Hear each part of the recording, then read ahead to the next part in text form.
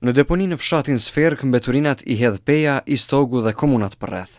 Pas zjarrit që përfshiu këtë deponi rreth 10 ditë më parë, banorët thonë se ndotja ka ndikuar seriozisht në shëndetin e tyre, por edhe në tokat bujqësore dhe aktivitetin e përditshëm. Ibrahim Bajrami thotë se askush nuk po ja u blen qumshtin, pasi qytetarët dyshojnë se uji dhe kullotat janë kontaminuar. Krejt lup, ushqehen që aty, pinoj që aty, nam që ato me le përdurim, kompanitë që na morrin qumshtin që 20 vjetë njëve heqë. Edhe Ali Kramoviku fajson deponin për dëmet e shkaktuara ndër vite. Ai thotë se vëllai i tij kishte punuar pranë kësaj deponie, ndërsa baktitë që kullosnin afër kishin ngordhur. Sipas tij, më vonë vëllai u diagnostifikua me kancer, për të cilin ai dyshon se lidhet me ekspozimin ndaj kësaj ndotje. Se vllain e kam i smut prej kancerit që tash, qëtë moment. Kretë që tokë ka punuar vllavi jem. Pe shifni që tu ku po qiten që to, e ka punu i ka pas 20 copa lop, edhe i ka kullot që sajde, por e ka marrë kancerin.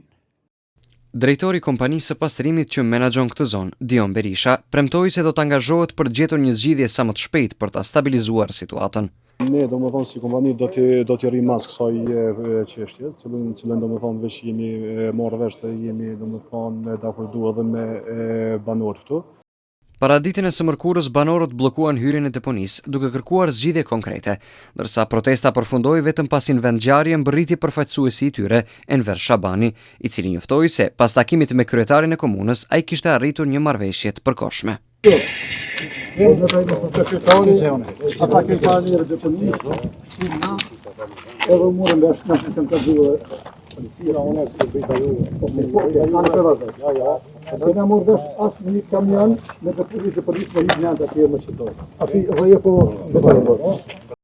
Më pas në Sferk kishte ardhur edhe nënkryetari i komunës së Pejës, Fatmir Aslani, sipas të cilit marrëveshja ishte e domosdoshme, pasi kontinierët në Pejë dhe në fshatrat përreth ishin të stërmbushura.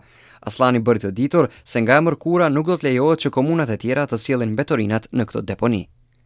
Na sot veç mbrim një marrëveshje edhe me banorë, sepse kim edhe të lashe tjera tash me qytet edhe me fshatra që s'po fillon, s'po vazhdon mbledhja e mbetorinave në për këto lokalitete, andaj u dakordum që mbetorinat të hudhen në oborin e deponisë, por në pjesën tjetër ku nuk kanë kontakt me deponin ku ka zjarr. Përfaqësuesi i protestuesve, Enver Shabani, paralajmëroi se nëse marrëveshja nuk zbatohet në praktik, banorët do të rikthehen në protestë, duke bllokuar rrugët dhe institucionet komunale.